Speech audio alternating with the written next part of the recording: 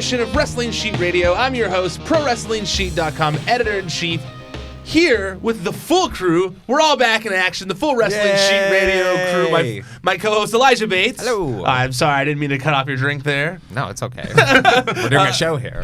Kevin Silva. Hello. And Jamie Iovine. Hey, everybody. Yeah, I was confident enough to bring Eli back today because I knew that he watched some of this. He at least watched something. Because we witnessed him watch it. It was awesome. I was so worried you weren't going to. We watched the Royal Rumble at Jamie's. I really was thinking. I was going to be so mad if you didn't come. My girlfriend really was sick the entire weekend, so it wasn't a BS excuse, but she pulled through. Yeah, no, I'm glad. See, she seemed to enjoy it. She loved it. She's been talking about it all week. Really? Yes. Great. What was the thing that stuck out to her? It was her first time watching wrestling. She immediately started coming up with different names for the wrestlers, except for Roman Reigns, who she sticks with Big Dog. She thinks that's his name. I mean, the dog food really left an impression. It really did. And then the only other name that she goes to that she says in full every time is King Corbin. And I'm like, you remember the worst part. I love that she referred to Jerry Lawler as hot dog. Yeah. For that one. And there was another one that Erica tweeted that I didn't see until after the fact. What was it? Erica tweeted one that made me laugh so hard that I was like, oh man, I can't believe I didn't. She referred to Brock Lesnar as an Irish mafia guy. And then said that Bray Wyatt was somebody you don't want to run to in a back alley, and she called him meth head on steroids. She said that was it. When Molly Holly got eliminated, she said, bye, Jamie Lee Curtis. Yeah. And I didn't hear that when she said it, but that was good. She loved it. That was good. That's good to hear. Yeah. I also love the Royal Rumble. I thought it was a really fun Royal Rumble. Yeah. Go ahead. What were you going to say? I didn't think we got an introduction on these guys. Oh, I did. I introduced everyone. Oh, sorry. But I really enjoyed the Royal Rumble. I thought overall, sometimes WWE shows, especially the longer special ones, they tend to feel like they lose some of their specialness when they are that long. Like they're very long sometimes.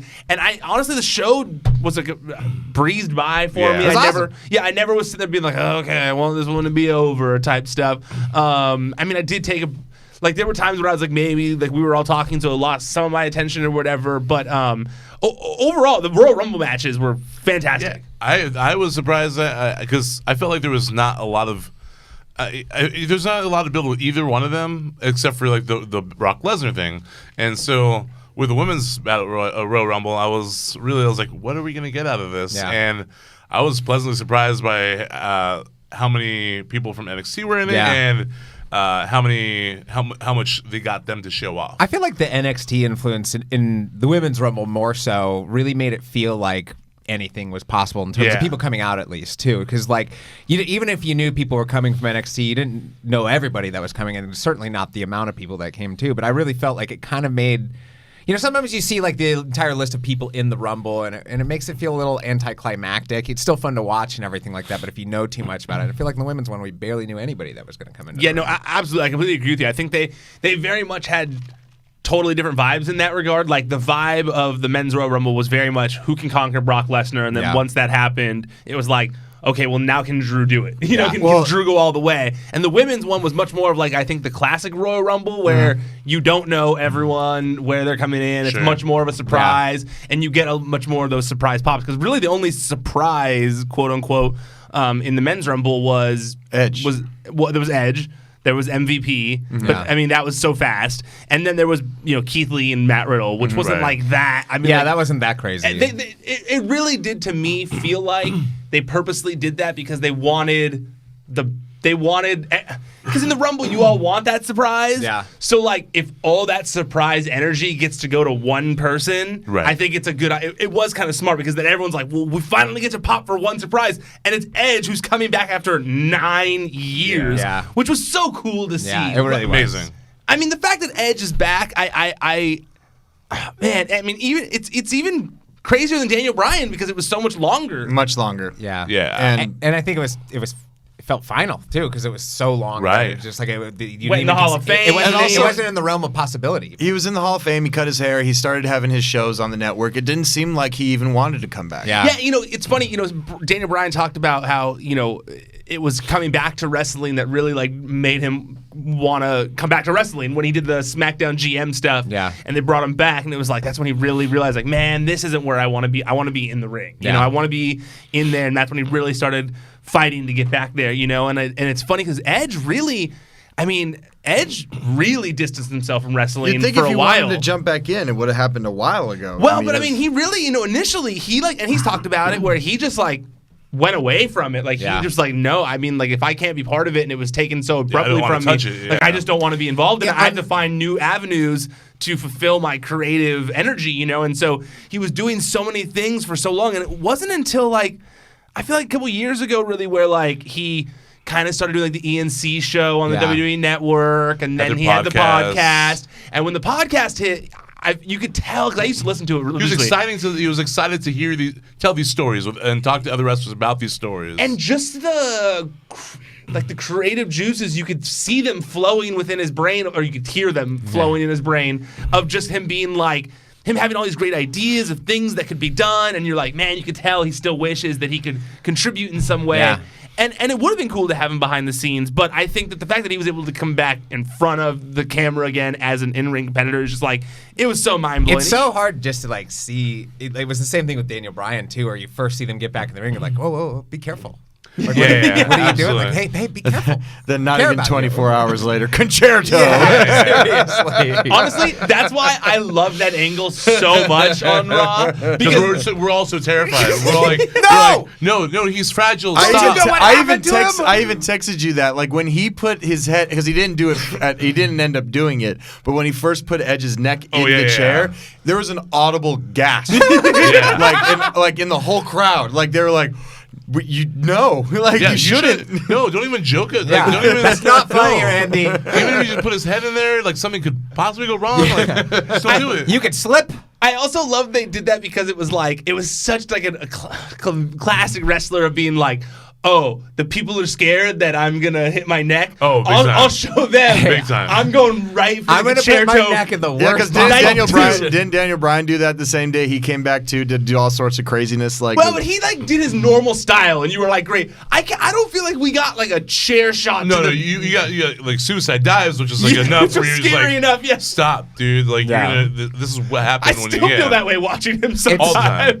It's such a great feeling that I feel like wrestling has only ever given me, where somebody comes back from an injury and you're each day is a gift. Oh yeah. When HBK came back, I remember in 2002 and started competing. I he was obviously one of my favorites for a long time, and then when that happened, I was like, there's no way this is happening.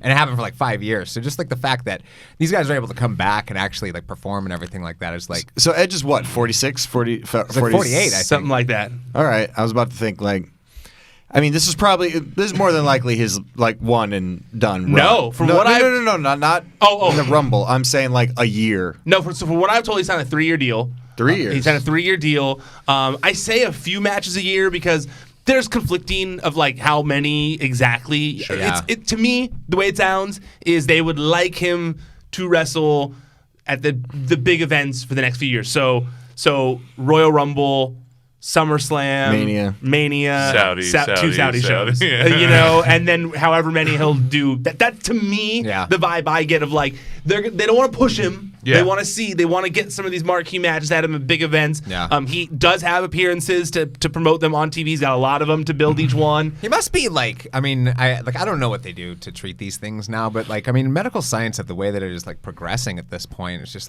Daniel Bryan was able to come back, Edge is able to come back. Who else could come back? Well, it's funny. Stem cells. I'm imagining the first one he'll really go to is Stone Cold. He'll go Stone Cold Steve Austin. Obviously, if you want one to come back, it's Stone Cold Steve Austin. And I listened to his podcast this week, and he was reviewing the Rumble, and his co-host was Edge, obviously people are going to be asking you, Edge was able to come back. What about you? And he basically said he was I don't want to come back. He was I did it all. No, Edge coming back does not influence my decision. If anything, I just am scared that he is at least being smart about it and is not pushing it, that he's working smarter, not harder, and that he's not bumping the way he used to, and being smart about the way he wrestles so that he can conserve his body. I mean, granted, we didn't see much of an offensive variety when he was in the Rumble. It was mostly a lot of spears and stuff, which that's what the Rumble is. It's not known. You get your spots in. But I'm curious to see, because we're leading up to an Orton Edge match more than likely at WrestleMania. Yeah, clearly. And I'm just curious to see what that is. If all people to have your first singles match back with Randy Orton.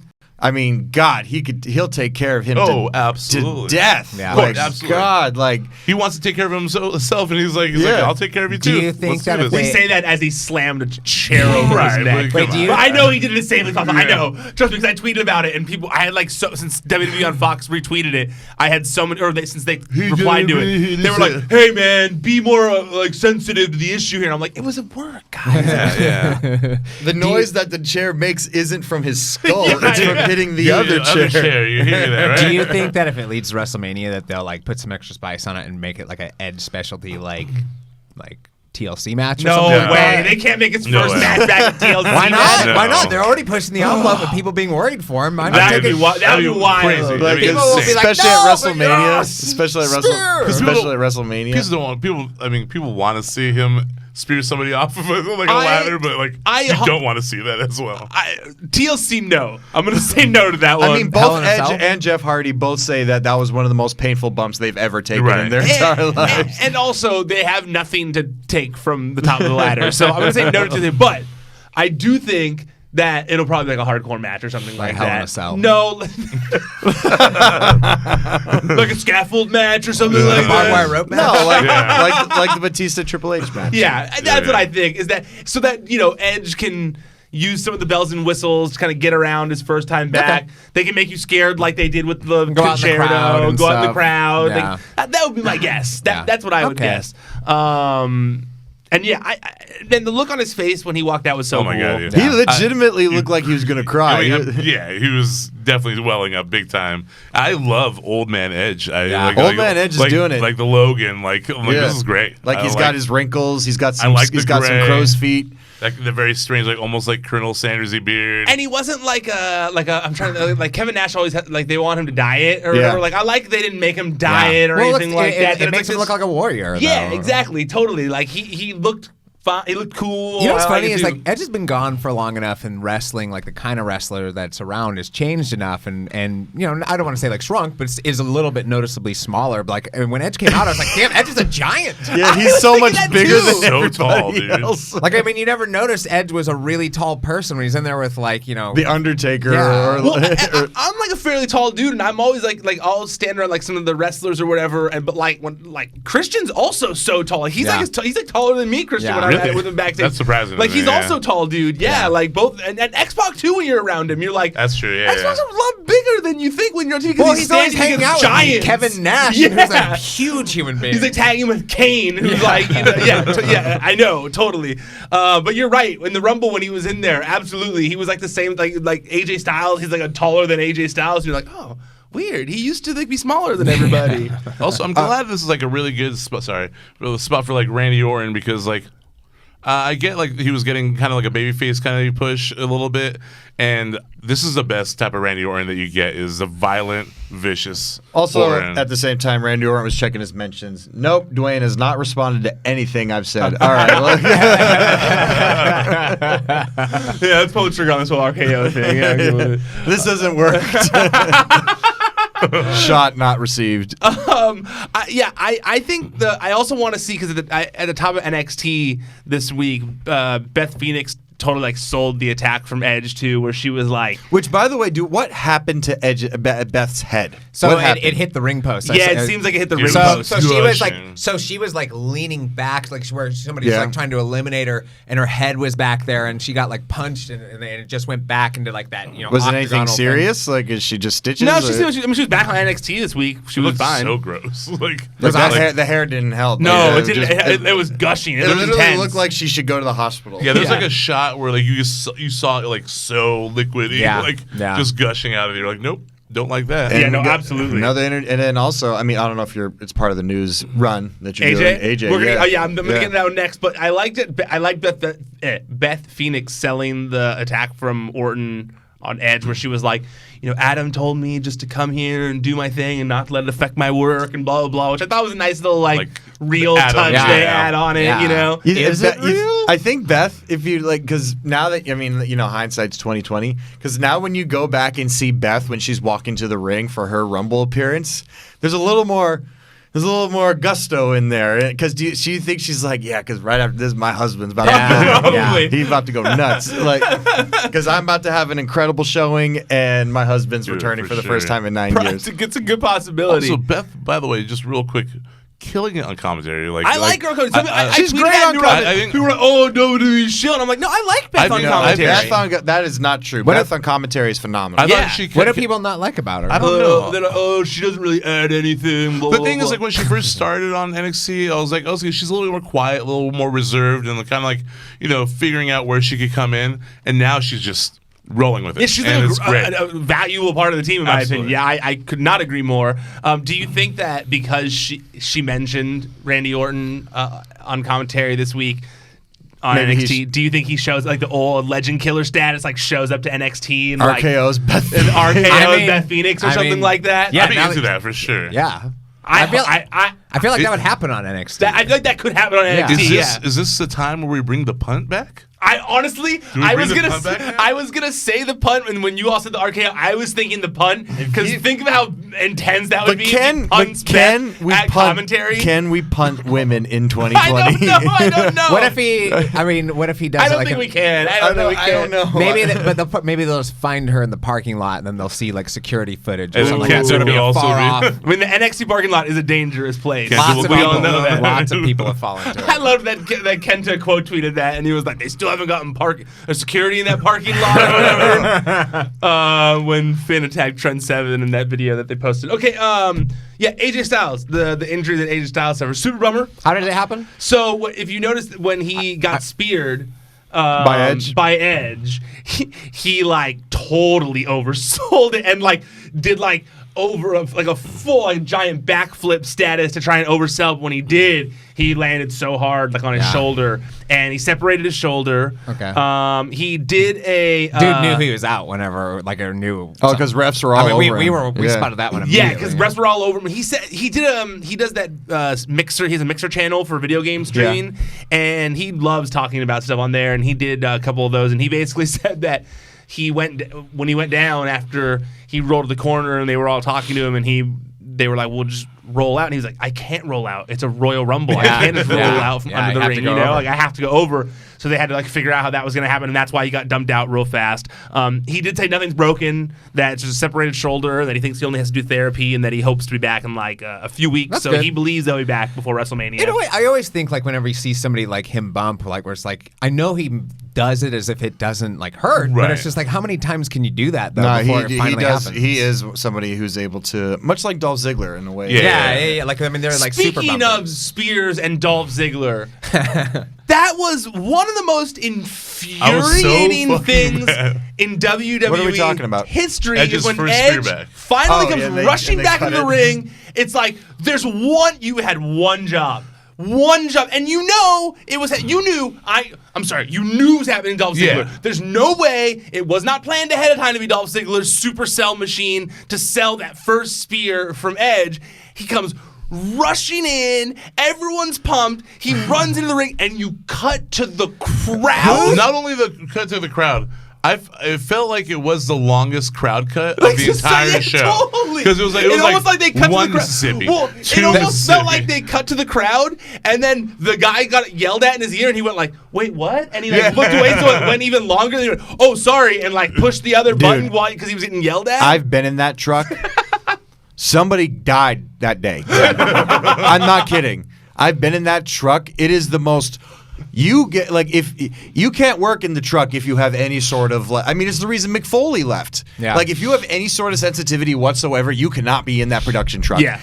I will put anything on it that if it wasn't Kevin Dunn's fault, it wasn't. Well, he's not running it. He's not running it. That's what everyone jumps to. Yeah, everyone jumps to it. I know he wasn't sitting there with a camera, but he's doing camera 1, camera 2, so on and so forth. Who was it now? I think it was. I don't know who was doing it that night. I don't know if it was him though. Whoever was in charge of that, please believe they're either fired. No, they didn't probably get fired. I don't know, dude. That's when you do a direct disorder from that, people heads roll. Why they get pissed. I wonder, I feel like the crowd that they cut to also wasn't the most enthusiastic. No. They're like, "What are you doing cutting to us?" The matches in the ring. They're like, "All right, cool." They're looking at the screen like, where's Edge's spear? We can't see it. We can't see it. Why They're like, oh, sick, cool. I remember that guy. That was pretty old, man. It was a great spear too. I know it was, and then they finally the next day, just similar to AJ Styles when he had the Royal Rumble thing. They added or they put out this, of course, more egregious than that, but like still. So honestly, so much more egregious. Like I saw people being like, "Oh, it's like the AJ Styles thing." It is so much. That's worse. like just like a little like slight hit, like it would have been cool to see that moment, but. This is the moment. 9 years in the making. Moment. All right, now cut to the excitement. Now cut back. Stay there. Let's see. Actually, there was a report saying they were going to replace the footage, and I've been meaning to see if they ended up doing it yet. Let's see if they did on the network. Yeah, on the network. I mean, coming out. Dolph Ziggler with his crazy weird hair. Did they? Wait, there's the cut. Here Hold on, let's see. They're walking, crowd shot, super excited. Oh, no, they haven't fixed it. Still the... Now cut to that unenthusiastic crowd piece. Now cut back to the post-spear moment. They're sitting there, you're watching on video here. They're literally just like this. Edge is here. There's not one person even cheering. I rather like being at wrestling events. These seats are kind of high up. Yeah. It's weird. I thought, the excitement. I'll be excited, but who knows? I can barely see the ring. It's far too loud in here. Also, okay, $10 for the soda. Jesus. I loved Brock being dominant. At first, I'd kind of heard like. Through the grapevine that maybe like Brock was going to eliminate like the first 15 people or something like that. And I was like, oh, it's going to make people mad. Which he did. But I'd heard about it before and I was like, oh, it's going to make people mad. But the way they did it, great. I thought it was fantastic. He worked. It worked great. No, I'm saying he worked hard. Yeah, definitely. Like it wasn't just Brock coming in just like. No. I was genuinely afraid for at least 5 people that got in there with him. For reals. Which ones? John Morrison's looks crazy. Elias for sure, crazy. Oh, Morrison's elimination was terrifying. Yeah, that was scary. Yes. It's just... people that will shit all over Brock Lesnar and his work in WWE. Infrequent, I guess. It's just like he works well in that ring. Like he sells for people. It makes sense. Like I like Brock Lesnar. I think he's a fantastic worker. When he's in that ring. Which, by the way, the way he was eliminated, that is such a scary way to get eliminated. That was it's a great way. Okay. But when you're a big man and you just have to go backwards, just like, all right, I hope dude straight up looked like he got shot by like a shotgun in the chest, like a claymore. Yeah. You forget he used to be able to do a shooting star press though too. So Brock, he does have some agility to him. I didn't forget. Do you think that if he could still maybe do it? No. I don't think he's so much I don't think he would too. try in a million years either. Could he He's so still much do bigger it? too. Yeah, I think he can do it. I bet you he can still do it. Dude, I it's don't like know. when you get on a diving crash board. pad? On a crash pad. I'm not saying that he should like go try and do it in the ring. I'm saying like, but those are two different things. If you were by a low dive diving board, he could easily do it off that. God, imagine if he just busted that out at WrestleMania though against Drew McIntyre and bungled it again. He actually breaks his neck this time. Don't do it. No, but like when Brock was running after Elias, I immediately thought like, oh, Elias is about to die. No, that was so funny because we were all thinking, so mad. We were all thinking that like, imagine that running at you.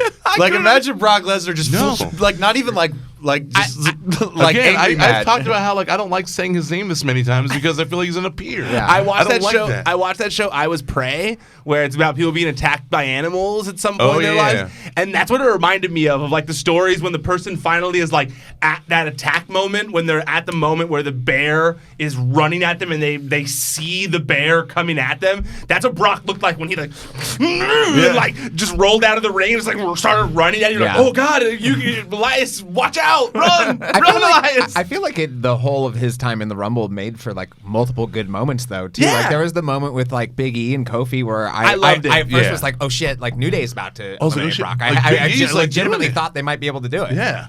I was like, Big E's Big E knocking out a big ending on Brock is crazy. Yeah, you know what? And I kind of like that maybe they're never going to pay it off. Who knows? But it kind of feels like they're slowly getting closer to ascending to the level of being able to last for longer with Brock. Like at first he lasted 5 seconds. Now he like he lasted a little longer. He thought ahead. He had a plan. Yeah. It helped that his friend Big E came in, but he was in there. Yeah. Wasn't he the first one that kind of held? You're saying Kofi. Kofi, yeah. Yeah, you were saying Brock. Oh, I'm sorry. Yeah, Kofi. You had like a. Sorry, I'm sorry. I meant Kofi.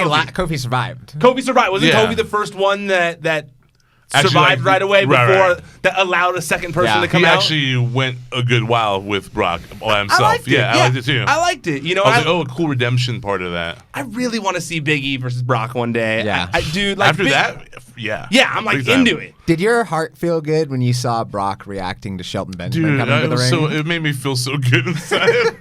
I was so happy. Literally, and then he turned on him. Literally, everybody under the age of 16 is like, "Why are these guys hugging?" I know. I was like, oh my heart. You don't know their backstory. I loved Keith Lee. I thought Keith Lee and Brock Lesnar. Yeah, like he had the moment. He's like, "All right, big boy," you know. Like I like all that. Brock was like, "I have no idea who you are, but let's go." He's like, I thought Mark Henry doesn't wrestle anymore. Completely earnestly, he was like, "Don't know who the fuck is this guy?" He's like, "Damn, Mark Henry got swole." I loved it. I thought so many of those things, and then, dude, Brock throwing all those people out 100,000% made the moment of Drew McIntyre knocking him out so much better. Because it was finally they built it up so well to when it was like, all right, like Drew's been talking all that big game, like now he's in. And you know what? It was even smart booking by having Ricochet kick him in the nuts because it played back to the thing on Raw a few weeks ago. Because everyone was like, oh, that spot was so stupid. And it's just like, why did they put Ricochet out there? Yep. For this moment. Yep. That it was great. I liked it a lot. But it's weird that they're like trying to retell history by like on a Raw showing the clip and then it's just like, nope, Drew just got him out by himself. Well, I mean, he's not different than any other human being, but I mean, judging from The Undertaker and Ricochet and everything, there's only one way to defeat the Beast. There's one way. Kick him in the nuts. Just kick him right in the dick. That's the way The Undertaker got him. That's the way Drew got him. Honestly, is that how to do with the Fiend? Maybe will that be also? Maybe. Drew has to win at WrestleMania. I thought, man, his win, the Royal Rumble was great. He had like a star-making performance, and I just feel like they have to keep going all the way with it, or it'll be wasted. Yeah, I always go back to that Tacos Jericho episode when Drew first got released, and like he was just so humbled by everything, and just like he like sounded really shook, and he was like, but hey, like I understand why they had to let me go. I'm gonna just do everything I can to make sure that I get their attention again. And look what he's done. Yeah. It's funny that you said that. I always think of that interview too. Yeah, me too. And when he's talking about the weird number gimmick that he was going to. It makes me happy because I'm like, he did it. Yeah, me too. He did it on like when did he get released initially? Like 2007, no 15. I want to say right 2015. I don't know. Hold on, I'll tell you exactly when he was. Like released. he wasn't out there talking shit on the company. He was like, I get it. Yeah, we weren't doing anything with me. No, and he did it. Like you're right. It's like he did every single thing that he could to get back, and now he's in the main event. And Peter, he's a beast. You know, it's funny. I was what you just mentioned right there. It's crazy. He's one of. I was looking through every single Royal Rumble winner out of interest, and only him. I could be wrong. I'm pretty sure though it was only him and Shawn Michaels were the only two wrestlers to have been released from WWE, come back, and then win the Royal Rumble. So Alberto was before he was released. Yes. Okay. Because then he won the 40-man one before he didn't win after he came back. Okay. And Shawn was when he was a rocker. He got released and he came back. Yeah. But like Drew, like this is a legit much closer, in time than that one. It was cool to like have like that moment happen when it did in the Rumble too, just because obviously it set him up, to go through the next path of guys and everything. But it also separated the Rumble into two distinct sections too, to where there's like the Brock half, and then there's like the second half of it too, where Edge came back. I mean, big difference. I mean, I think much more of an accomplishment in terms of Edge and Shawn Michaels, because Shawn Michaels had a lot more fanfare to return to. Drew McIntyre and Shawn Michaels. Like Shawn Michaels, when he first came back, people were like, "Yes, do something with him." Like we loved Shawn, we knew how great he was, and bring him back. We were like before they saw how great he was. I mean, sure, people were like, "Sure, like." I don't know, how's this going to be with him and Triple H, But then he crushed it. With Drew, it was different. Drew didn't leave with fanfare. Drew left as a third member of 3MB, Mm-hmm. Like it wasn't necessarily like people were clamoring like bring Drew back, Drew back. No, people were over it. Yeah. And he had to work. Oh, he definitely had to work to get back to that, for sure. And lastly, in the Royal Rumble, Were you guys bothered by the Charlotte win? Did you guys like it, dislike it? I was only bothered by the fact that I had Shayna Baszler in my Rumble pool, and I was like, here it is. I'm going to win that money. And then, nope, didn't win it. But that's about it. I got to be honest. I don't know who else other than, I mean, you mentioned other than Shayna. I don't know who else should have won it. Well, like I mentioned earlier, there was that kind of that feel of that classic Rumble where it could be anybody. But even in those Rumbles where it could be anybody, it was only a couple of people that it could be, because if you have so many offshoots or new names and stuff like that, they're not just going to bring somebody on TV, relatively on WWE TV for the first time ever at this point, and just give them a main event title shot at WrestleMania. Yeah, it's nothing against her, but it's not like they're going to be all like, oh, tonight's Nikki Cross's night. It's like who else is it going to be? Asuka won last year. Charlotte, I don't think has ever won, has she? No, she hasn't won. Becky won last year, and Asuka won the year before that. And granted, there's only been 3 now, but I just, if you think about it, you're like, who else would really be great on a WrestleMania marquee fighting either Becky or Bayley? Well, the rumor is that she might be challenging Rhea for the NXT title. What do you think? What do you guys think about that? If they build it up right. I mean, they still, in my opinion, even though they've made leaps and bounds with NXT, it's not there yet. Does this help bring it up? It might. I think so. To have a match at WrestleMania? Well, I think to your note, you have like kind of like these intertwined storylines that are starting to build now where they loop into NXT. So, you have somebody like Charlotte on NXT, or you have Edge and Orton or some situation show up like that. Suddenly you've got big names on Wednesday night and everything too, So it does a lot of good, I think, for like the ratings of NXT at the same time as kind of promoting WrestleMania season as something where anything can happen on any one of these TV shows. Yeah, absolutely. Absolutely. Anything else of note that you guys wanted to mention in the Rumble you did or didn't like? Anything stuck out? No red light. I love that. Oh, I love red light. Enjoyed that. So happy about that. So happy. And I wasn't sure if it was just because they were at the baseball stadium or not, but I loved it. I loved it.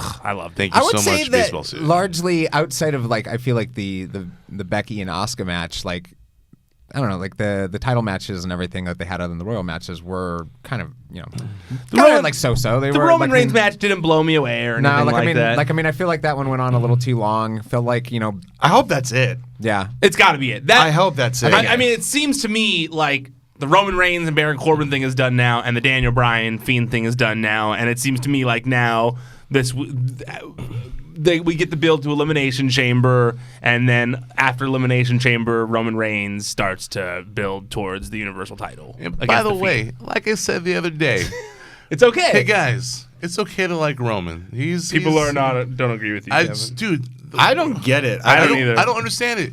He was booed so much. You know what makes me mad? The reason it frustrates me is because we all now, in retrospect, go like, it'd be kind of nice if John Cena was on the show again. Yes. Yeah. And you know what? You mother effers, and myself included for a long time. Right. But we didn't value him at the time. We all were like, get you, John Cena. Now he's like, fine, laters. I'm gonna go make movies. Yeah, we're like, no, come back, John Cena. We miss you. Yeah, I got hair now. What's up? Yeah. It's gonna be the same with Roman Reigns. So it's gonna be the same way with Roman Reigns and Charlotte when they're gone. You're gonna be like, God, Charlotte was really good. Yeah. We should have respected her more while she was around. Yeah. Well, at least they put Charlotte as a heel though, too.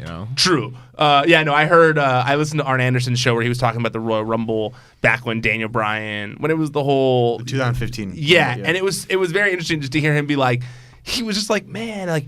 He was just so mad. He was just like, it's so like they should have just given the people they wanted. Like they should have given Daniel Bryan the Rumble and had Roman Reigns turn heel the next night. Like it would have made all the sense in the world. Yeah. It's just like, and his whole thought process on it, I was like, oh, it was intense. It's worth listening to. It was actually really good. Who did Roman eliminate? That was like the fan favorite near the end of the Rumble, where like people were like really into. It was Mizdow? No, I'm talking about this year. Oh, this year. Was it sorry. Edge?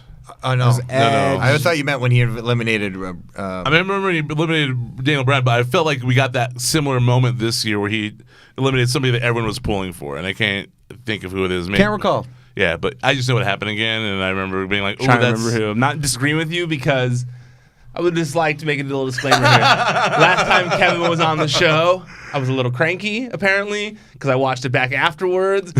mainly because all the comments were like, God, he Ryan really texted me. so he was like, mean to Kevin. I'm so mean. I was so sorry. Why? Like, What were you saying?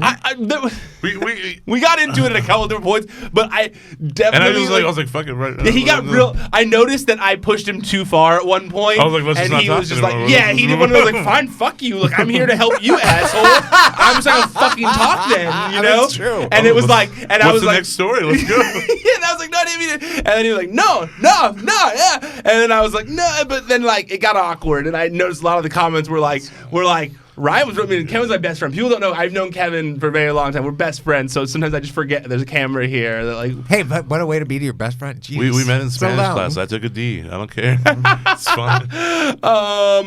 Real fast, because there's not a lot to talk about with it. I did enjoy Worlds Collide. I don't think you guys really watched it, right? I watched like a good half of it, but I didn't watch all the rest of it. No, right? No. I enjoyed it. I want to go back and watch it. But yeah. There was good stuff on there. There was the Ilya versus Finn Balor match was really good. I like Ilya a lot. And the obviously DIY versus Mustache Mountain was good. The main event was not as good as I would have liked it to be. And it's mainly, it just felt like it was because of that whole Alexander Wolf situation. Since you guys didn't watch it, they start the 4-on-4 match, they're wrestling or whatever, and like really quickly there's a moment where Roddy and Bobby Fish do a tag team move on Alexander Wolf. Roddy goes to like chop him in the back, and Bobby Fish goes to kick him in the chest. But when he gets chopped, like he kind of gets chopped in the neck, back area, and he tucks his head down. And when he tucks his head down, he gets kicked right in the chin. Yeah, and he just like gets knocked out. And so Bobby Fish goes to pin him, and the ref's like, what? Oh no, and he like gets him off because he sees that he's not going to kick out, and he's knocked out, and then they get him out of the ring, and then they took him backstage, and so then it became a handicap match for the rest of the match. That's great. And you could tell they were working a lot of it on the fly. You could tell they had to make up for that. Wow, that's crazy. Still fun. Is he good? Yeah, he's good. He's good now. Samoa Joe got a concussion too from that thing on Raw this week where he jumped out that suicide dive and just went straight down. So hopefully he gets better too. Really? He went. Did you see it? No. He did like an outside dive, and honestly when it happened, I was like, oh, that didn't look good. Like he like went, and you could see he hit his face. He landed on his face. Okay. And then when they came back from commercial, he wasn't part of the match anymore. And they said that the doctors pulled him. Is it his forearm dive that he does? Yeah, that forearm dive. But dude, that's a dangerous move. Yeah. And he doesn't. He's getting up there in age, so he doesn't need to do it. Like I'm not saying he's old. I'm just saying, like, in terms of, like, protecting his body. You're going to roll out on the Fox studio a lot. And he's I know. He's going to punch you. You just call me old. Not what I was saying. Work smart, not hard. Yeah. No, but I more so mean, like, also, the suicide dive is just overdone. And he has the best one. Yeah. He, without question, has the best suicide dive in all of professional wrestling, in my opinion. But it's so overdone. His is different than everybody else's. Yeah, he does that cool dive, forearm dive. It looks like it's a forearm. Yeah, it looks like he's hurting you. Everybody else is just like, hello. Okay, before we run out of time here, I want to run through AEW and NXT a little bit. AEW, did you guys watch it? Yes. Yeah. Now, did you kind of read it about it? Do you know it exists still? I read about NXT. I just didn't You read the results of NXT? Yeah. We'll get to that next. I'm sure you'll still have some sort of opinion here at some point. But there's also, honestly, not a lot happened in both shows. I don't think things happened, but nothing like major. So some of the things I'm just going to skip past a little bit. There was the Moxley Jericho thing kicking off the show, and I felt like this was the most WWE opening that Dynamite has had. It was like a full, long talking segment with two former WWE guys. But honestly, mention Rey Mysterio. And mentioning the old WWE segment where Chris Jericho punched Shawn Michaels' wife. Yeah. Like people who don't. People who don't know about that. Yeah, they're like, wow. Wait, hold on. Like, he hit a girl? What do you mean? Like, wait, hold on. He punched a woman in the... What are you talking about? He's like, yes, and I really punched her. And so, but you know what? I really enjoyed it. I feel like Mox with the eye patch is great. Yeah. God, he's selling that thing. I think he literally just didn't take it off until he got into his cabin at the cruise. He literally had the like he was on fan videos like doing karaoke. I saw with the eye patch. Yeah, that's awesome. Like God, that would drive me insane. And that would drive me insane because just think about walking around like this. No. Yeah. Oh, I hate it. 4 hours. For days. Just even something touching your face. It's not even the touching. It's just that it's not even the touching. You can't see. It's the peripheral. Yeah, exactly. Fucked. That would drive me crazy. He kind of has like a Kurt Russell. What's that movie? Escape from LA. Yeah, Escape from New York. Escape from New York. Well, both. Yeah, both. Same character. Yeah. Snake Plissken. Yeah. Is it Plissken? Plissken, isn't it? Is it Plissken or Plissken? Puffskin. Lori's gonna hate us for that. Jigglypuff. Plissken. Snake Plissken. Yeah. Hey, Plissken. Yeah, he definitely has that vibe, and honestly, it's totally working for him. Like, I dig where they're going with it. He seems like a total badass. I like where they're going with it, and I even liked where he did the whole like. There's 10 of you or whatever, and he was like, but I got all of these people behind me. But they can't get in the ring. No, but I liked it because you're like, yeah, you do have them all behind you. Like, I liked the metaphor. I felt like it worked. I felt like he was talking about me. Yeah, it was good in that regard. Where I felt like you're like, yeah, you do got all the people behind you, Mox. Go kick their ass, Were you saying that to the TV? Yeah, I speak to my TV like that. Amazing. Yeah, Erica's just like, you get a Mox. You get a Mox. Erica's over here just like, I'm just trying to laugh. Ryan's talking on the TV again. Ryan's talking on the TV, and thethere's more Puerto Ricans on TV. What just happened? My favorite part of that whole segment was when Santana and Ortiz when all their boys came went, out. Hootie hoo! And JR went, what the hell's a hootie hoo? on commentary. That was maybe one of the funniest things that's been said on Dynamite. A hootie, what? What the hell's a hootie hoo? A hootie hoo. I died laughing so hard. Whenever JR says anything current, it's great. Like when he did the Wubba Lubba Dub Dub thing. Like that made me laugh so hard. My favorite JR is Cruz JR. You liked Cruz JR?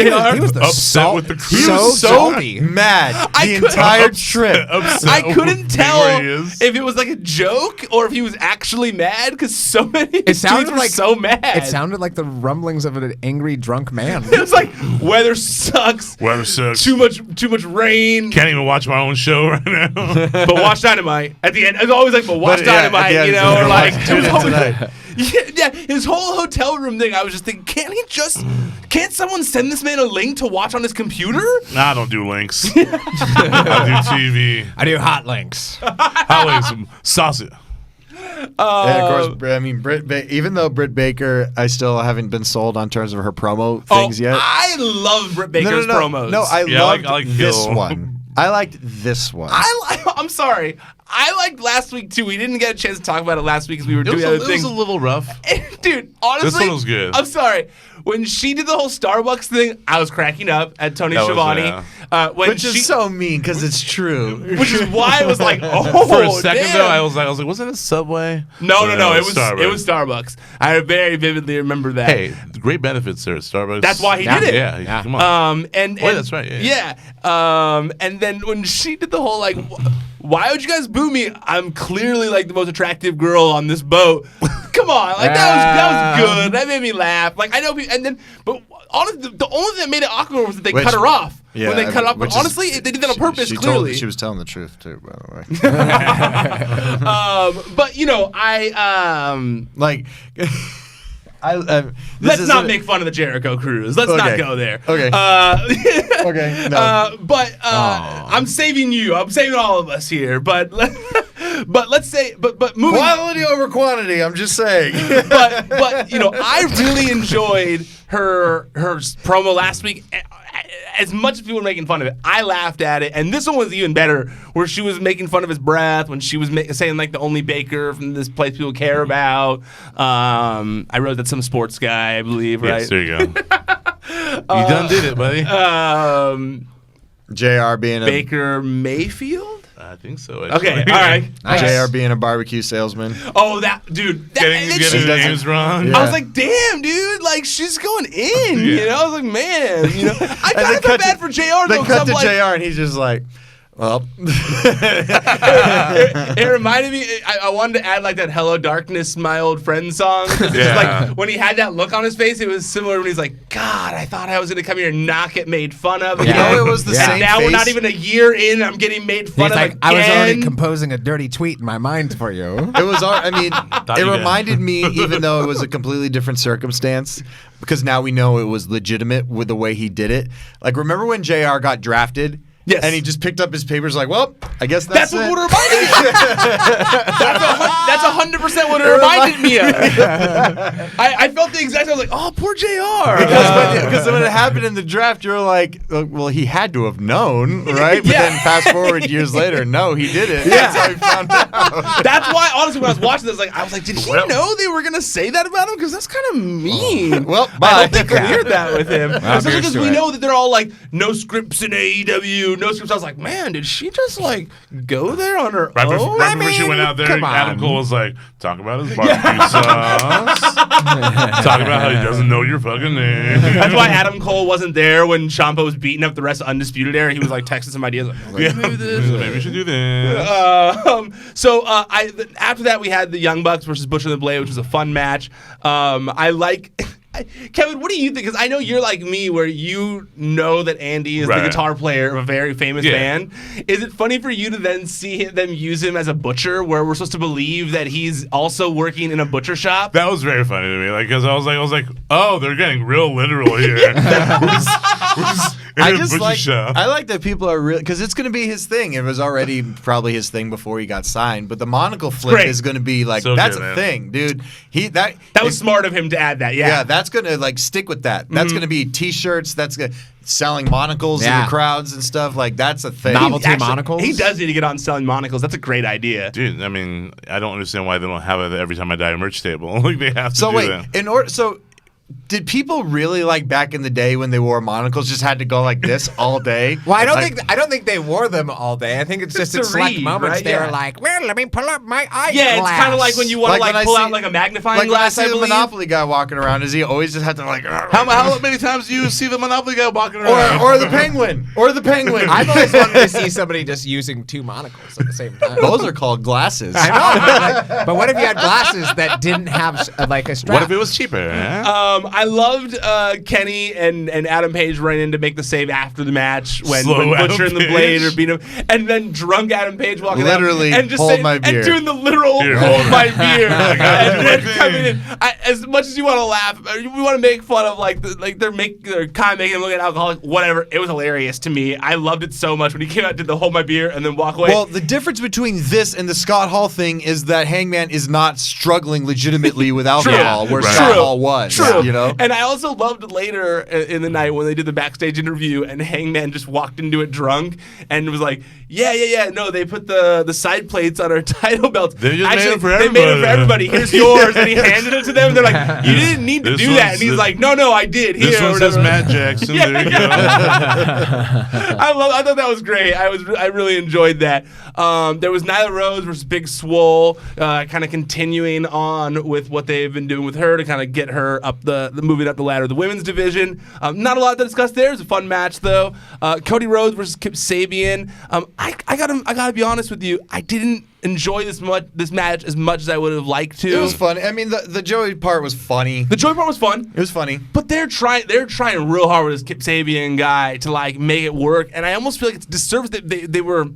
I don't know, they're trying too hard. And like, why did Cody need to use 3 of his finishers in a row to beat the guy? Yeah. It seemed like the way that they did it on commentary, they're like, oh, he's doing it again. Like, just like, he's having fun with him at the end. Why? Yeah, don't know. Like, what does it do for them? What does that do for anybody? Just to be like, MJF, this could be you, I guess. But like, once again, why? I don't know, Ryan. I don't know. But why? The only thing I want to know is, if I asked one more time, it was going to be like last week or a few weeks ago. Kip Sabian, has he always been the super bad? Superman? Has he always been Superman? I honestly don't know. He has since he's been there. Since he's been there, but like before prior to that, I'm not sure. Because it was just to make sure that Penelope is still bad related. Yeah, bad related. It's possible. I'm not sure. Which is just weird. I like Arn being his manager, Cody. I do think it's a little silly that he's holding like a play card. Yeah, I said this the last time. Like when when Cody goes over to like get because he's like no, but this time he was actually looking at it as if he was like. And then like calling things out. Like was he looking at the stats of Kip Sabian to say what Cody should be watching? What if you saw a close up and it was just like two stick figures like wrestling with each other? Like Cody, triangle offense. But also like it's Arn Anderson going through the it's gonna get old real quick. Pretty soon, Cody entrance. That him being pretty there. Soon. Is very, very funny because he's just like in his like zipped up like sleeveless like vest and he's just like when he's wearing the Patagonia. Yeah, he's he kind of like takes that stutter step a little bit to like get out of it. And it was almost like Cody was sitting like, what else could I add to my entrance? I got it. Arn Anderson, a man, another man, not just any man, a man in his mid-60s. Horseman who's carrying a play card for some not reason. Just any man, a horseman. A horseman with slacks. So then we had SCU versus Hybrid. Nothing too crazy there either. I like their Kobe Bryant tribute. That was great. But dude, I got to be real. I have not. The Hybrid isn't doing it for me. Me neither. And I like both those guys. They're not. I don't know what they are. Like, me neither. Are they paintball players? Like, what are they? I don't understand what their thing is. Yeah, they look like guys who drink a lot of Monster Energy and play paintball. What they do. It's fun. Is that what you were gonna say? No, I my one thing that I like about them is that Angelico, how long it takes for him to walk down to the ramp because he's just doing that.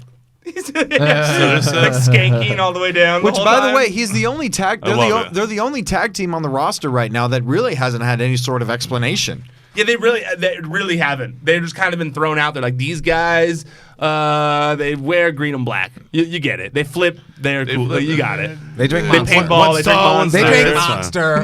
Smaller one's a little rowdier. It's fine. The Dark Order stuff. I feel like Dark Order and SCU is what it is. Nothing too mind blowing there. It was kind of just a pretty basic thing, but I think they're going in the right direction with the Dark Order. They had the Pac vignette where it's like black and white and he's shirtless on like whatever it was, steps. Which because I saw it until I didn't see it until I got home, so I saw that clip when you're like he's gonna catch a cold. Yeah. But what made it even funnier is during the promo he starts coughing. That's why that's why. Because it's like that's why I clip that part because it's so funny. Because not only is it funny that he's like outside in the cold where you can see his breath and he's wet outside, but then there's the part where he's like yelling like Kenny Omega. Like he literally starts I'm coughing. coming for blood, Kenny Omega. and I was like, is anyone get him a scarf? He's literally catching a death of cold. Please give him one of your scarves. Yeah. Can someone put a shirt on? Get him merch and put a fucking shirt on the guy. He's gonna get sick. I hope next week we get a promo and from him. And where was this? Was in where was it? I forget where they were. It was Cleveland. Right? Cold at night. Yeah. It looked cold in the video. You was seeing his breath and stuff. Well, I mean, and his hair's all wet. Next week we're gonna get a very bundled up promo from him. Next to a fireplace, like way too close to a fireplace. John like Moxley, drinking like a nice tea. Moxley, you opened another job for a beast. Wait, I want to play it for people who maybe didn't hear the clip because it's so funny to me when he starts coughing.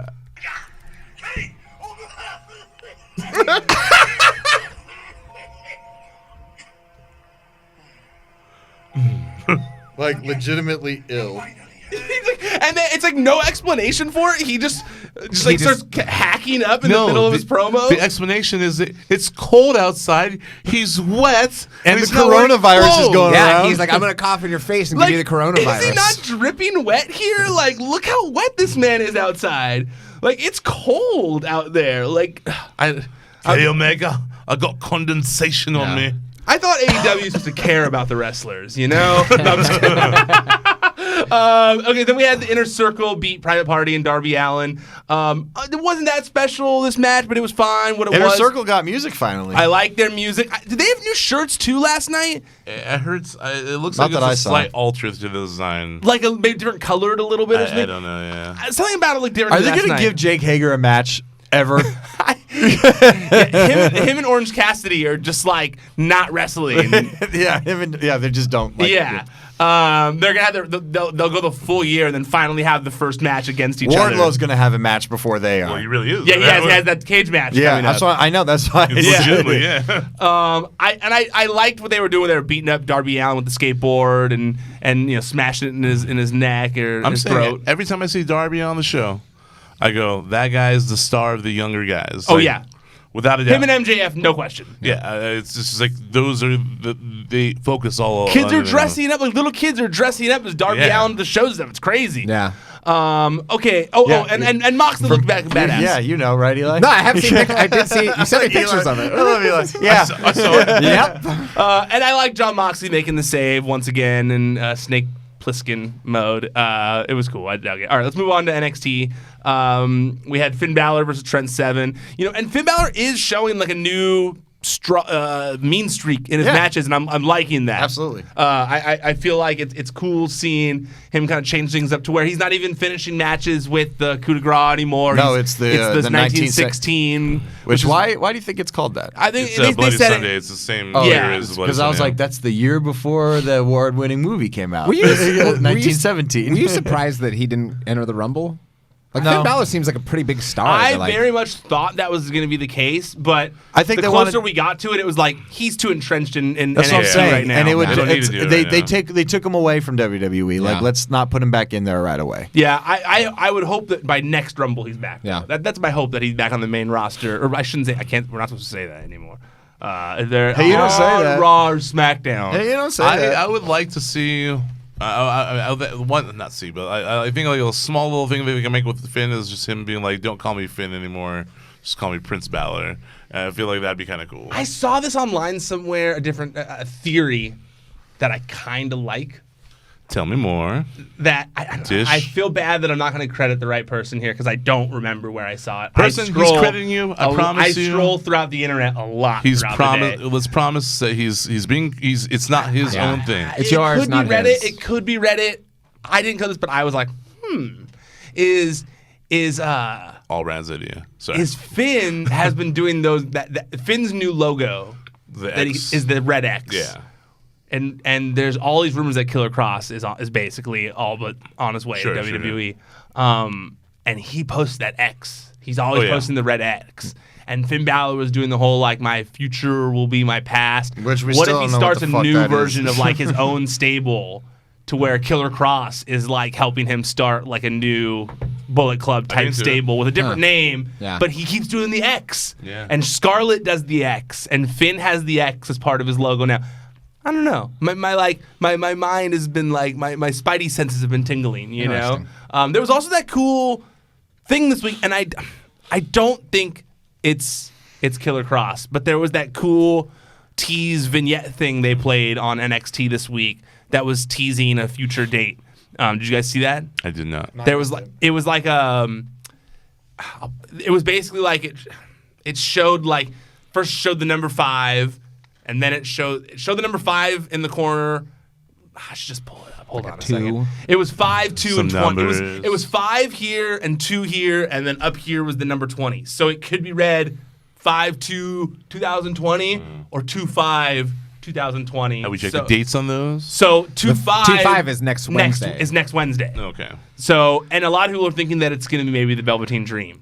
So I don't know, but it also could have maybe been something for a teaser or something else. I'm not sure, but it was pretty cool. That's been my thing that I've been like, that would be cool if they put Killer Cross and Finn Balor together. Like that'd be a cool duo. 5-2 is a Saturday, which is the takeover days. So. But it's not an announced takeover day. So I don't know. Next match was Shotzi Blackheart versus Deonna Purrazzo. Shotzi came out on her tank. What did you guys think about Shotzi and her tank? I like the tank. You seem to like it. I like it. It's fun. We were texting about it. You like the It reminds Shotzi me of thing. Mario Kart.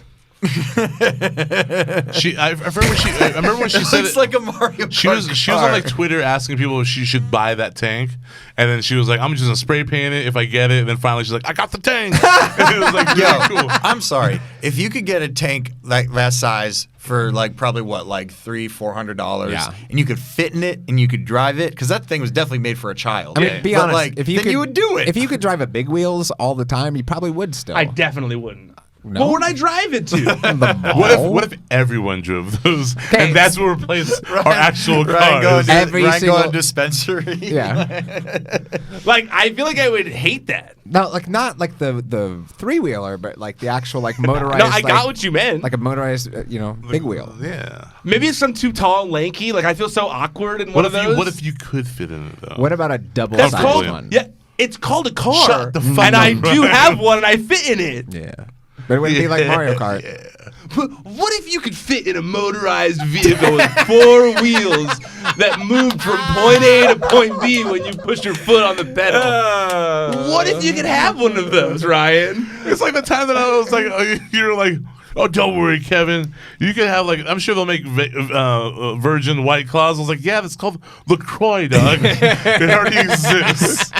Perrier. So you're not the only smart one. Lime Perrier. It happens to the best of us. Yeah, I think I maybe would have liked it more if I wasn't so confused as to like what they're doing with Deonna Purrazzo. And same later in the night when Chelsea Green lost to Caden Carter. I thought to myself, I'm just like, I get it, but those two have been there a minute now, Yeah. and I don't understand their lack of a push. And then they start to give Chelsea a push, and now they had her lose last night. Deonna has a following; people like her. Shotzi just barely been there. Yeah, and I felt quick. I think maybe that's why I was frustrated by this match, and maybe that's why I like Tank less than I would have normally. So I was like, well, what are they doing with Deonna, though? Screw this tank. I can get a real size tank. So, yeah, I don't know. Maybe the tank is obviously cool. It's just there's no way she can make that be a thing always. Why not? Yeah. You guys really want to see that? Yeah, It's like Why slow. not? It's slow. If they add, imagine if they added confetti cannons to it and stuff. That'd be She's tight. shooting out cannons of confetti. That's pretty cool. She can shoot T-shirts into the crowd, like in commercial breaks. No, because it's too low to the ground for that. Figure it out. Science You don't figures know, out Ryan. everything, dude. They should add an engineer? sound You don't effects know. like they do with the Aleister Black thing. Instead, it's just it's like it's. Okay, so then we had. That'd be great. I do like that. God, you remind me of the stupid sound of. I hate those sounds of that. And now Jerry Lawler's on commentary. It's like, this scares me every time. So we made the Keith Lee promo, which was interrupted by Damian Priest and Dijakovic. The three biggest guys on the roster. Or as you texted us, it was Keith Lee, Damian Priest, and Keith Lee. You know what's funny is I texted you guys that, and then I copied and pasted it to send to James, and he had basically had the exact same reaction as you, and I was so me and mad James about are both it. assholes. You guys Yeah. are both assholes. And now I saw you guys hung out. We went on a movie date the other night. I heard. The movie The Guest, really good. Good. From 2014, very weird movie. Yes, he was a James big fan of it. James has a very weird taste. But very weird but taste. the main guy in the movie reminded me of Orange Cassidy, so that's kind of cool. I can't complain about his weird taste because I watched a 17-minute short from David Lynch on Netflix this week where it's him interrogating a monkey for 17 minutes. Wow. It's one of the weirdest things I've watched in so long, but it's hilarious. But are you So why excited? bananas? There is a point when bananas come up, so How does he eat them, though? you'll have to watch to Yeah. find out. Yes, It's a David Lynch movie, so No it's weird. spoilers. happens at minute 16. But are you excited for the new Christopher Nolan movie? What's that? That's one that. Oh, looks- actually, Tenet? Tenet, that's right. the trailer looks cool for it. It's just like I it's hope it probably has- gonna I have hope it no has no payoff. ending, It's Ryan. gonna have no payoff at the end. You're I hope- you're I hope- pissed. I hope you have to, Actually, like- probably won't. Y'all eat it up and say it's the best thing ever. Yeah, I will. I listened to Leonardo DiCaprio on WTF. I don't care what you had to say. And he was like, I don't know what happened at the end of I don't Inception. care if he cares or He knows. didn't edit it. This Keith Lee thing. You didn't like it. Oh, that was a deep breath. I felt my like friend. I don't know what it is. I felt like it was three guys who don't need to be talkers. They're so big and scary that like their strong suit is not talking any of these guys. Right. Keith Lee's strong suit is not his promos. It's how amazing it is that he can do the things that he can do in the ring. Damian Priest is this really tall Marvel dude who can also do impressive things. And also Dominic Dijakovic. I just don't feel like all three of them are really like their current characters are like blowing anyone away on the stick. Like, I would like them to see them inject someone who maybe does have a little more charisma than the rest of those guys that's kind of injected into this feud to kind of add some life to it and add a little bit more excitement to it because like 2-5-20. That's when. Oh yeah. Trust me. I think Killer Cross has so much charisma. Like the videos that he makes. I was referring back to the Velveteen Dream. But yeah. If it were Killer Cross, because he's also a big guy like that, I think that he would help that whole. Because they've done the whole like these are big guys that can fly around now a lot now, and I feel like they need something else. Do you think that if they bring Killer Cross in, that he's not just going to go up to the main roster or go up to Raw and SmackDown? No, it's possible, but like honestly, I think that because he does all these cool videos on the internet and stuff, like I think he would be better off in NXT at the moment, kind of doing his cool vignettes, kind of helping the North American. Honestly, he should be in the main title contention, but like that's going to be a while because it seems like Ciampa winning at WrestleMania would be the goal there. So I feel like no, I don't see him going to the main roster right away. Who's out there that you could see getting signed by WWE that doesn't have to go through the NXT system? Like, it feels like they're still going to go that route, There's not a lot. Right? It just feels like, I'm like, who's going to get that just immediately? Unless they've already been there before. Because Mike Kanellis got it because of Maria. I actually thought about that. Recently, and somebody did come to mind, and I'm trying to remember who it was. That's why I went silent for a second. Who was it? I was thinking like he would just completely bypass. He'd be a star. Like I would think like a Nick Aldis or something like that. But I go like, no, Nick Aldis have to go through NXT. James Storm, no, I could see James Storm going right to WWE. Just because of the Bobby Roode connection, and just because he's friends with a lot of those guys or whatever, and because he's also in his 50s, and he's a great wrestler. Guy. He's not he doesn't fit the vibe of NXT as much anymore. But there's not a lot of guys that I can think of off the top of my head that like would bypass NXT at this point. Which is very interesting. For their first time coming to the company. Yeah. It's like a first-timer coming to the company. Because I'm thinking like the only person that did that recently was AJ Styles. And Mike Kanellis. Well, I mean, of like somebody who was like a huge star. Yeah. That came was AJ Styles. Mike Kanellis did it too.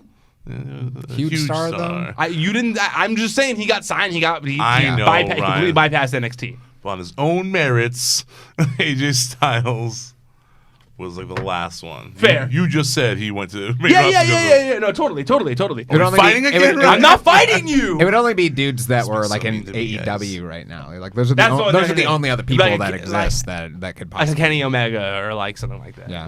Like that. 100%. Cody, but he was already there, so it's a little different. Okay, then we had this awesome segment. I'll wrap it up quickly here. We've got two quick things here. I love the segment with Ciampa where he takes out Undisputed Era, then he comes out, he calls out Cole.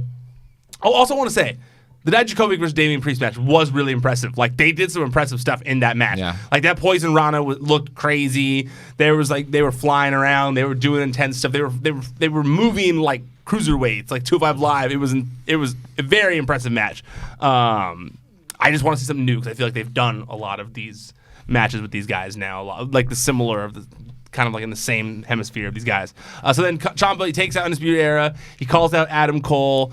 Adam Cole comes out. I thought they did a good job at not making Adam Cole look like a bitch here. I thought they did a good job of like making him look strong still. Like he comes out, he's like, he fires back a little bit, and then Angry William Regal does his thing where he's like, I was already. What's wrong with you? Shit. Hold on. What else do we have?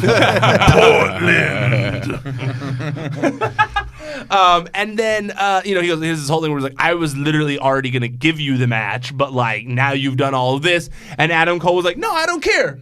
I don't care. All good. Whatever. Fuck it. And went down to the ring anyways. And he did the whole like hit him with the mic, which bloodied open Ciampa. Right. Yeah. And then Ciampa still pulled through with what he said he was going to do. Powerbombs Cole to the table, and then signs the table in blood, and then looks over Goldie again while covered in blood. It's like dripping down on Goldie. Badass segment, I thought. Really great.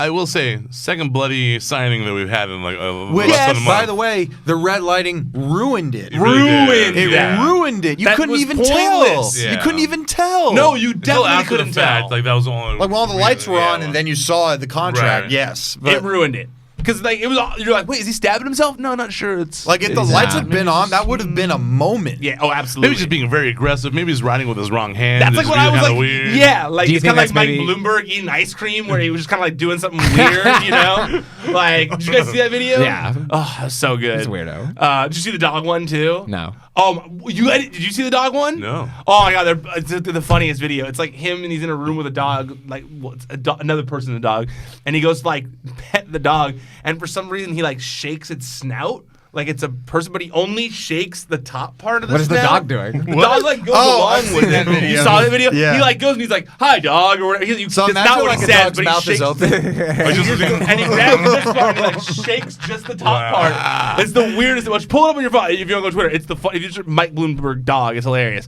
The ice cream one's also funny though. Have you seen that one, Jamie? No. Because he's like, it's just so the way he digs into the ice cream looks like he's never eaten ice cream in his entire life. It's the funniest thing. It's like, oh, love ice cream.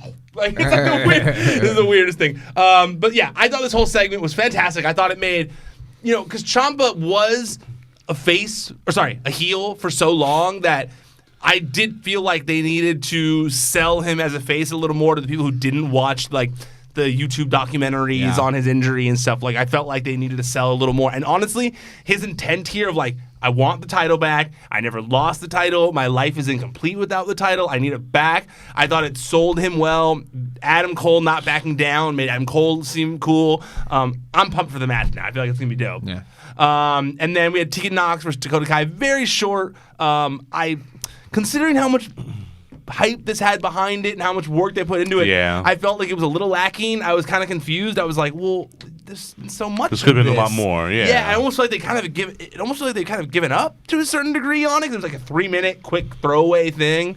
And then lastly, the only thing we haven't discussed is the Broserweights beating the Grizzled Young Veterans to win the Dusty Classic. Fantastic match, takeover worthy in my opinion. Bro. And I'm so happy to see Matt Riddle finally get some kind of win. Something. It's funny. I reported the Matt Riddle Brock Lesnar thing this weekend about Brock basically saying like, hey man, like keep my name out your mouth. Keep my name out of your mouth, exactly. And I never said, I don't know where it got misread somewhere, but I never said there was heat on Matt Riddle over it. Like I definitely never said that. No, if anything, they encouraged it. Yeah, if anything, I don't think they were mad about Brock Lesnar. I don't think they were mad about the situation. It's just something that happened. So I never would have expected it to have derailed the plans to have them win this match. I did think Grizzled Young Veterans might win the match for a brief period of time, only because they beat Undisputed Era in the tournament, so now like a title match would have made sense at TakeOver. Right. But you need something for Pete Dunne and Matt Riddle to do, so it makes sense to have them in a feud with Undisputed Era as well.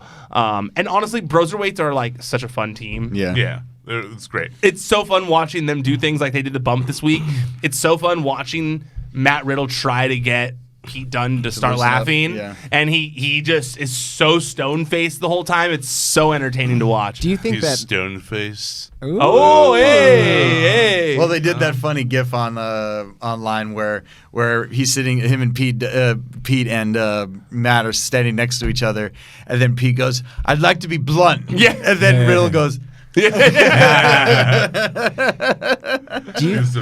think that Riddle will ever face Brock? Yes. Like, do you truly believe it's going to happen? I do.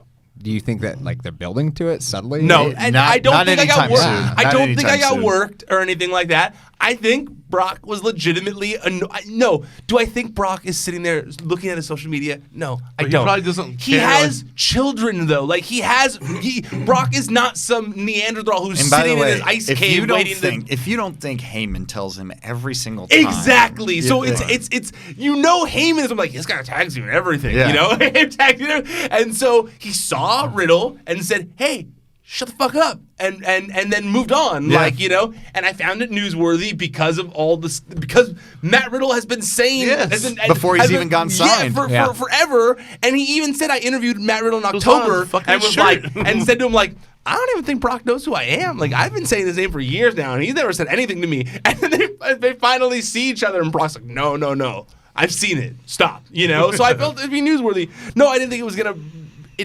derail anything. And honestly, I saw Vince says Vince has heat. I don't believe it. I don't think so. Vince loves it. Yeah. I think we know that for Vince a fact. is like, finally, there's someone in this locker room who is willing to stand up to Brock Lesnar. Because I'm sorry, I asked a friend of mine, I said, there's nobody in that there's not a lot of people in the locker room, in my opinion. If Brock went up to them in their face and said, stop talking about me, we're never going to work together, that then after the show was over would have gone to WWE cameras and been like, there's only one ask person. Me about Brock Lesnar. There was one person, and he's the champion of another company now. Yeah. Cody? Jericho. Oh, Jericho. Yeah. Oh, yeah. Yes. Yeah. I was like, Cody's not champion there. I don't. Yeah, Jericho. Yeah, Jericho. Obviously. Yeah. I feel like Orton. Maybe. Orton. No. If that scenario happened and he went to, well, first of all, he would never say it to Orton because he has probably insane respect for Orton. But Orton would still talk shit. Like Orton would be like, yeah. He would probably still say something on Twitter and like he'd probably say something. But there's not a lot of people on that roster, in my opinion, who would maybe the AOP because they have MMA experience too and they're pretty big dudes and something like that. But there's not size a lot. doesn't do much, man. But we saw what happened to Braun. I don't know. True. But that's why I said them, because they both have MMA experience. Yes. Yeah. I don't know why, but when he was mentioning Randy Orton right now, I was like, I feel like him and Matt Riddle would get along. I think so too. I feel like Orton and Riddle? I think boys. so too. You probably see. They'd be bros. I remember when I was like that. I remember when I was a bro. All right, that's everything. Eli, where can people find you on social media? On Twitter at Elijah Bates and on Instagram at Brindlebeard. Instagram. And Kevin, what about you? You guys find me at Kevin Gets Rad. Kevin Gets Rad across platform. And if you're one of those listeners that listens right away when we release this, I'll be DJing at Slide Bar tonight for Emo Night. Ooh, hey. Emo Night. Jamie, what about you? You can find me on Twitter at JAMIE_IOVINE or on Instagram JAMIEIOVINE. Check out Championship Wrestling from Hollywood once a week, every week. I forget which camera. Check once a week on Saturdays and Sundays, depending on your provider.